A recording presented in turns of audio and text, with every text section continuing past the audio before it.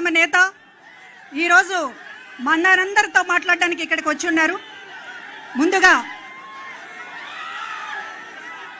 మంత్రివర్యులు regional coordinator Peddireddy Ramachandra Reddy గారు, అదేవిధంగా ఆళ్లగడ్డ ఎమ్మెల్యే బిజేందర్ రెడ్డి గారు ఇక్కడ ఉన్నారు.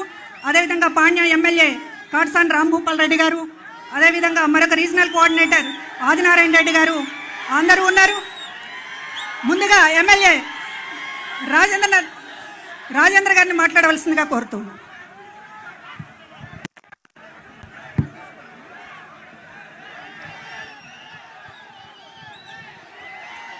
వేదిక మీద ఉన్నటువంటి మన గౌరవ రాష్ట్ర ముఖ్యమంత్రి వర్యులు వైఎస్ జగన్మోహన్ రెడ్డి గారికి, అదేవిధంగా మన ఈ ప్రాంతానికి విచ్చేసినందుకు ప్రత్యేక ధన్యవాదాలు తెలియజేసుకుంటున్నాను.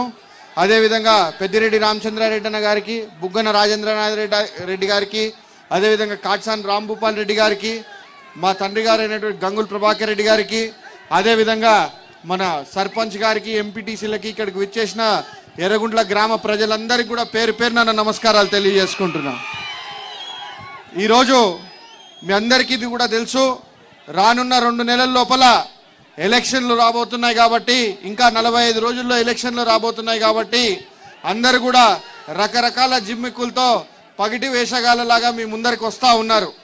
మీరు ఇవన్నీ కూడా గమనిస్తూ ఉన్నారు. నేను 2 విషయాలు చెప్తాను. ఈరోజు జగన్మోహన్ రెడ్డి గారు 2019లో సుదీర్ఘ పాదయాత్ర చేసి ఆయన అధికారంలోకి వస్తానని చెప్పి రావాలని చెప్పినప్పుడు మేము అధికారంలోకి వస్తే రైతు భరోసా ఇస్తాం, అమ్మఒడి ఇస్తాం, చేయూత ఇస్తాం అని ఇట్లా రకరకాల సంక్షేమ కార్యక్రమాలు చెప్పి ప్రజలకి నవరత్నాలని ప్రకటించి ఆ పాదయాత్రలో మీ మద్దతుకు చూరగొని 2019లో ముఖ్యమంత్రి అయిన దగ్గర నుంచి తూచా తప్పకుండా ఎన్ని కష్టాలు వచ్చినా, ఎన్ని ఇబ్బందులు వచ్చినా ప్రతి ఒక్క హామీని మధ్యలో ఎటువంటి దళారుల వ్యవస్థలు లేకుండా నేరుగా మీకే అందే విధంగా పథకాలన్నీ కూడా రూపొందించి ఈరోజు మీకు పెద్ద ఎత్తున సంక్షేమాన్ని అందించడం జరిగింది. ఈరోజు మీరు చూస్తే అంతకంటే గతంలో ఉన్న ప్రభుత్వం ఏ రోజు కూడా ఒక్క సంక్షేమ పథకం అందించకపోగా దాదాపు 650 హామీలు ఇచ్చి అందులో ఒక్కటి కూడా నెరవేర్చుకునే పరిస్థితి లేకుండా 5 ఏళ్ళు కూడా ప్రజల్ని మభ్యపెట్టి మోసం చేయడం జరిగింది. ఈ రోజు కూడా మనకు అధికారం ఇస్తే మనం ఏం చెప్తున్నాం?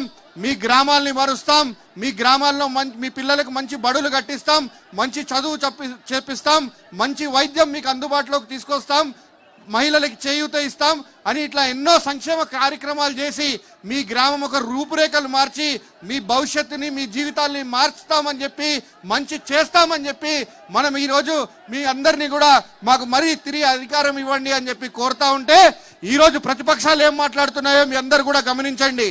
మాకు అధికారం ఇస్తే ఒకడంటాడు, రేపు నా దగ్గర ఎర్ర బుక్ ఉంది, ఎర్ర బుక్కులో పేర్లు ఉన్నాయంటాడు. అంటే మీరు వేసే ఓటు మీకు మంచి జరగడానికి వేయాలనా, వాళ్ళ పగలు ప్రతీకారాలు తీర్చుకోవడానికి వేయాలా అని చెప్పి మీ అందరు కూడా ఒకసారి ఆలోచన చేయమని కోరుతా ఉన్నాను. ఇక్కడ ఒకడున్నాడు, వాడంటాడు రేపు మా ప్రభుత్వం వస్తే మీరు గుళ్ళల్లో బళ్ళల్లో దాచిపెట్టుకోవాలంటాడు.